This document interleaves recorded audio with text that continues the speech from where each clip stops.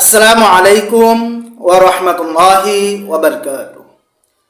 আমি হাবিবুল্লাহ, আপনারা দেখছেন জিনের চিকিৎসা মিডিয়া।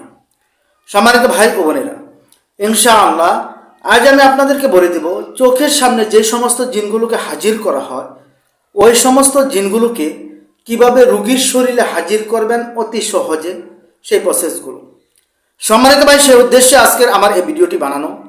তাহলে চলুন কথা না বাড়িয়ে আজকের মূল বিষয় নিয়ে আলোচনা করা যাক। সম্মানিত ভাই, ভিডিওটি সম্পূর্ণটাই দেখবেন। যদি টেনে টেনে দেখেন তাহলে কোনো কিছুই বুঝবেন না।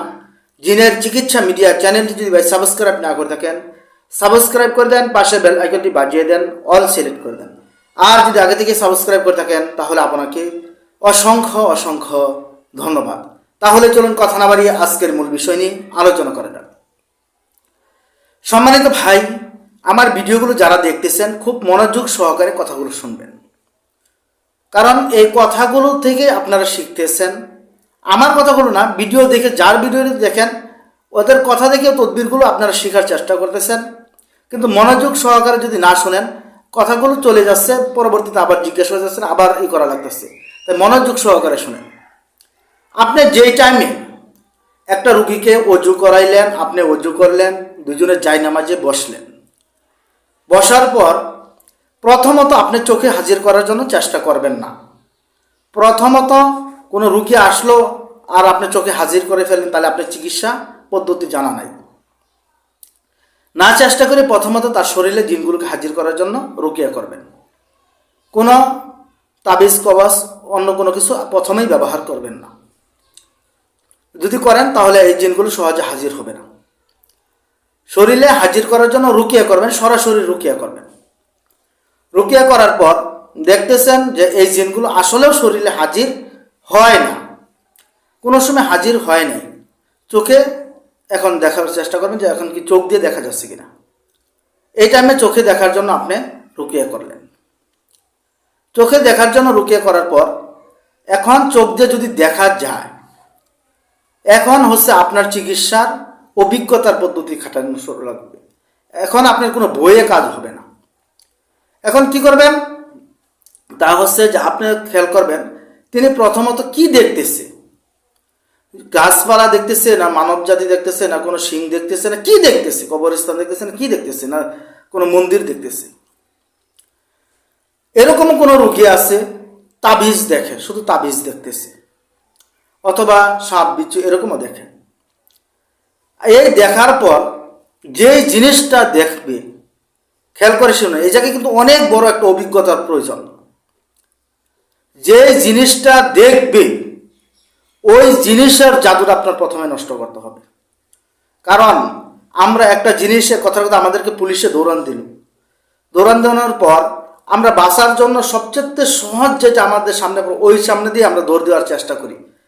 ভাই, কথাগুলো খেয়াল করে শুনেন।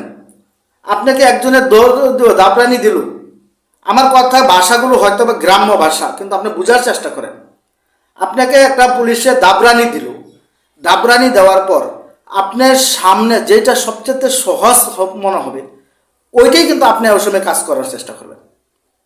সেম জিনগুলোকে যে সময় আপনি দেখানোর জন্য চেষ্টা করেন, তার সামনে যেইটা জাদুর সবচেয়ে সহজ বিষয়টা মনে হচ্ছে ওই জাদুটাই তিনি কিন্তু নিক্ষেপ করে থাকেন।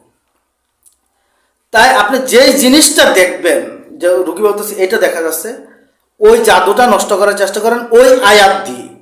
কারণ আপনি যে কোনো জাদুর জন্য খালি ফালাম আলকো কলা মুসা ফালাক নাস লাগাই দিতেছেন, খাটবে না। প্রত্যেকটা জাদুর জন্য আলাদা আলাদা আয়াত ব্যবহার করতে হবে আপনাকে। প্রায় 100-150 জাদু থাকে। তান্ত্রিক যারা কবিরাজ থাকে, ওই কবিরাজগুলো প্রায় 1 থেকে 150 রকমের সিস্টেমের জাদু করে থাকেন। ওই বিভিন্ন জাদুর বিভিন্ন আয়াত প্রয়োগ করতে হয়। ওই আয়াতগুলো আপনি প্রয়োগ করবেন। প্রয়োগ করার পর আপনি রুগীকে দেখবেন যে দেখো ওই জাদুটা কি নষ্ট হয়েছে কি না। এখন এই জায়গায় আপনার আরেকটা অভিজ্ঞতা লাগবে। যদি রুগী বলে যে হ্যাঁ ওই জাদুটা নষ্ট হয়েছে, কারণ জিন ভাই, জিন তো যে কোনো আকার আকৃতি ধরতে পারে। এখন জাদুটা যে প্রকৃতপক্ষে নষ্ট হয়েছে এটার জন্য আপনি কিভাবে বুঝবেন? এই জন্য আবার পুনরায় ওই জাদুটাকে রিপিট করার জন্য রুকিয়া করবেন। আমি আজকে আয়াত বলতেছি না, সিস্টেমটা বলতেছি, পরবর্তীতে আপনাদেরকে আমি 2টা অপশন দেব, আপনারা খেয়াল করে শুনবেন। তার পরবর্তীতে ওই জাদুটাকে আবার পুনরায় রিপিট করার জন্য আবার আয়াতগুলো নিক্ষেপ করবেন। করার পর আপনি যে সময় দেখবেন যে না ওই জাদুটা যদি আগের মতো ফিরে আসে, তাহলে আপনার আয়াতে যে আপনি যে পড়তেছিলেন আপনার ইমানের দুর্বলতার কারণে কাজ হচ্ছে না, অথবা ওই আয়াতটা ওই জাদুর জন্য নিক্ষেপ করা হয় না, অন্য জাদুর জন্য নিক্ষেপ করা হয়েছে। তার পরবর্তীতে যাচাই করে ওই আয়াতটাই নিক্ষেপ করবেন। যে সময় দেখবেন যে হ্যাঁ ওই জাদুটা নষ্ট হয়েছে, এখন আপনার করণীয় হচ্ছে ওই জাদুটা যে আয়াত দিয়ে আপনি নিক্ষেপ করলেন ওই আয়াতগুলো আপনি কমসে কম 1 থেকে 150, 200, 500 বারও পড়া লাগতে পারে। খেয়াল করে শুনেন, আমরা 50 বার, 60 বার, 70 বার হাফাই যাই। এই জন্য আমি বক্স ব্যবহার করি, মাঝে মাঝে সাইডা দিয়ে রেকর্ড সাইডা দিয়ে যে চলতে থাক যতক্ষণ পড়া যায়।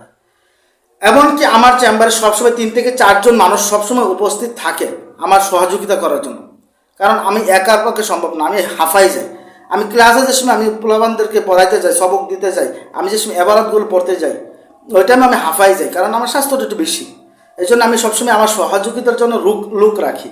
যদি লোক না থাকে তাহলে আমি রুগীর পরিবারদেরকে আমি ওই আয়াতের আগে শিক্ষা দিই, তারপরে জপাই। আমি আপনাদেরকে ভিডিও দিব, আমি দেখাবো। তারপরে আপনি কি করবেন, ওই আয়াতটা বারবার হইতেছে না, আসতেই আসে না, শরীরে আসতেই আসে না, আপনি বারবার রিপিট করতে থাকবেন। কেন? সে তো সামনে আসছে, জিনের রোগী নিশ্চিত। রিপিট করতেই থাকবেন ইনশাআল্লাহ। আল্লাহ তাআলা রাব্বুল আলামিন চাইলে আপনি যদি কোনোভাবে ঘাবড়েই না যান, হোক 2 ঘন্টা, হোক 3 ঘন্টা, ভাই একটা রুগী যদি 10 বছর 15 বছর কষ্ট করতে পারে, আপনি কেন তার পিছনে 1-2 ঘন্টা 3 ঘন্টা 5 ঘন্টা সময় দিতে পারবেন না? যদি আল্লাহ তাআলা রাব্বুল আলামিন আপনার এই সময়ের দ্বারা এই রুগীটা সুস্থ হয়ে যায়, সুস্থ করে দেন, তাই আপনি ওইটাকে পর্যাপ্ত পরিমাণে ধৈর্য সহকারে সময় দিতে হবে। সময় দেওয়ার পর ওই রুগীটার শরীরে জিনগুলো চলে আসবে। জিনগুলো চলে আসলে আপনি বন্ধ করে দিবেন না। অনেকে আমরা জিন আসার সাথে সাথে সব কিছু জিন আছে আসার সাথে সাথে বন্দি করে দিতে হয়, কিন্তু প্রত্যেকটা চিকিৎসা ভাই অভিজ্ঞতা, আমি ভালোভাবে বলতেছি অভিজ্ঞতা। এই জিনগুলো আসলেই বন্দি করে দেবেন না, কারণ এই জিনগুলো পরবর্তীতে আপনি যদি বন্দি করে দেন, সে আসার আগেই চলে যাবে আপনাকে ধোঁকা দিয়ে। আর এই জিনগুলো আসার পর আপনি বন্দি না করে দিয়ে তাকে দুর্বল করার জন্য রুকিয়া করা শুরু করবেন। দুর্বল করার জন্য যে সময় রুকিয়া শুরু করবেন, ওই টাইমে ওই জিনটা শরীরের ওই জায়গায় অবস্থান করবে যে জায়গায় তার কাছে সবচেয়ে সহজ মনে হচ্ছে, আর আপনি ওই জায়গাটা বুঝা আপনি বন্দি দিবেন, আর জিন ছুটতে পারবে না। ওই জায়গাটা বুঝে আপনি যদি বন্দি দিতে পারেন, এই জিনটা ইনশাআল্লাহ আটকে যাবে, আর যাইতে পারবে না। তারপরে আপনি এই জিনকে দুর্বল করার জন্য, শাস্তি দেওয়ার জন্য বিভিন্ন আয়াত প্রয়োগ করবেন না, বিভিন্ন হত্যা করার জ্বালাই দেওয়ার জন্য এইগুলো প্রয়োগ করবেন না, বিভিন্ন রকমের জাদু নষ্ট করার জন্য প্রয়োগ শুরু করবেন। খালি জাদু নষ্ট করতে থাকবেন, কারণ সে তো জাদুকর জিন। রুগীকে কষ্ট দিচ্ছে কিন্তু শরীরে আসতেছে না, সে সাধারণ কোনো জিন না।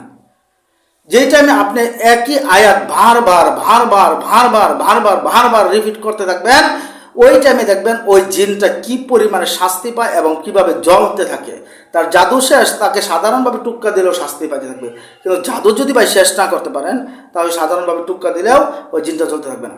তাই আমি আপনাদের অভিজ্ঞতার জন্য, আমি তো আসলে কোনো রোগীর ভিডিও সহজে ছাড়ি না, আমার কাছে এরকম ভিডিও আছে প্রায় 200-250 মতো ভিডিও আছে মেমোরি কার্ডে। কিন্তু আপনারা যদি চান, কমেন্টে যদি আমাকে বলেন যে জিনকে দুর্বল করার জন্য, শক্তিশালী জিনদেরকে ঘায়েল করার জন্য একই আয়াত কিভাবে বারবার ব্যবহার করতে হয়, এরকম একটা ভিডিও দেন, তাহলে আপনারা চাইলে ওই চোখের সামনে থেকে হাজির করে শরীরে আনার পর কিভাবে আমি তাদেরকে দুর্বল করে দিচ্ছি, ওই জিনিসগুলো আমি আপনাদেরকে ভিডিও হিসাবে, রুগীর ভিডিও হিসাবে দিলে আপনার মনে হয় সুবিধা হবে। যদি আপনারা চান, না চাইলে আমি দিব না, কখন আমি ভিডিও ছাড়বো না। যদি আপনার কমেন্টে বলেন যে হুজুর হ্যাঁ ওই ভিডিওগুলো দিলে আমাদের জন্য দেখে পড়া সবচেয়ে সহজ হবে, তাহলে আমি আপনাদের জন্য ভিডিও ছাড়বো ইনশাআল্লাহ। সম্মানিত ভাই, এই সিস্টেমে যদি আপনারা চোখের সামনে আনার চেষ্টা করেন, এখন বলবেন যে হুজুর আপনারা তো অনেক সিস্টেমই বলেন, কোনো আয়াতই তো বলেন না, কেন বলবেন? বা এই জায়গায় কোন আয়াতটা বলবো বলেন, এটা তো নির্দিষ্ট কোনো আয়াতই না। এই জায়গায় একটা অভিজ্ঞতা খাটানোর পর জাদু কোনটা, ওই জাদুর আগে জাদু সম্পর্কে জানতে হবে, ওই জাদু নষ্ট করার আয়াত সম্পর্কে জানতে হবে, এবং তাদেরকে কোন জায়গায় আছে ওইটা সম্পর্কে আপনার জানি না, তারপরে করতে হবে। এটা বেশিরভাগ ক্ষেত্রে এই ভিডিওটা ওই ভাইদের কাজে লাগবে যারা আসলে পুরানা অভিজ্ঞতার কবিরাজ, কিন্তু আসলে অভিজ্ঞতা থাকলেও যে আমারই যে সব জ্ঞান হয়ে গেছে এরকম না। আমি অনেক তদবির এখনও শিখতেছি ভাই, অনেক মুদাব্বির আছেন তাদের কাছ থেকে এখনও আমি তদবির শিখতেছি, আমার শিখার কোনো শেষ নেই। কারণ আমার ভাই একজন ময়মনসিংহ শহরের ভালো একজন উচ্চমানের আলেম, তার কাছে আমি শিখেছি। তিনি তারপরে আমাকে এমন একজন লোকের কাছে পাঠাইছেন, তিনি মারা গেছেন, আল্লাহ তাআলা রব্বুল আলামিন তাকে বেহেশত নসিব করুন। তাদের কাছেও আমি শিখতেছি। এমনকি এরকম একজন আছে তার সাথে পড়ালেখা করছে, তাদের কাছে অনেক ভাই আছে যারা তদবির করে থাকে, তাদের কাছেও আমি শিখি। এরকম না যে শিখি না, আমারও এখন শিখার অনেক আছে। তারপরও আমি যতটুকু জানি আপনাদেরকে কিছু কিছু জিনিস শেয়ার করার চেষ্টা করি, কিছু কিছু জিনিস গোপন রাখার চেষ্টা করি। এই জন্যেই যাতে আমি প্রায় এত ভিডিও ছাড়ার পরও আমি কোর্স চালু করি। কোর্সের ভিতরে আমি কিছু অবশ্যই ওদেরকে শেখানোর চেষ্টা করি গোপন বিষয়। তাই সম্মানিত ভাই, আমার কথা কেউ মনে কিছু নেবেন না। আমার সিস্টেমে আপনার কাজ করেন, আপনি ফল পাবেন কি পাবেন এটা আল্লাহ তাআলা বলা যায়, কিন্তু আপনি পরীক্ষা একবার করে দেখেন। কোনো ভিডিওই আমার পরীক্ষা করা স্যার আপনারা বাজে কমেন্ট করবেন না, পরীক্ষা করে দেখেন। আল্লাহ তাআলা রব্বুল আলামিন চাইলে এমন কোনো ভিডিও আমি ছাড়ি না, কোনো ফাউল কোনো ভিডিও ছাড়ি না যে আপনারা ফায়দা পাবেন। ইনশাআল্লাহ 100-র মধ্যে 100 আপনারা ফায়দা পাবেন, এটা আমার আল্লাহর কাছে আশাবাদী আমি। তাই সম্মানিত ভাই, আপনারা চাইলে ভিডিওটা যদি চান কমেন্ট আমাকে জানাবেন, ইনশাআল্লাহ আমি পরবর্তীতে ভিডিওটা আমি আপলোড করার চেষ্টা করব মোবাইলে। যে সম্মানিত ভাই, আজকের ভিডিওটি এই পর্যন্তই। ভিডিওটি ভালো লাগলে সকলে আমার জন্য দোয়া করবেন, আমি আপনাদের জন্য দোয়া করি। আসসালামু আলাইকুম ওয়া রাহমাতুল্লাহি ওয়া বারাকাতুহু।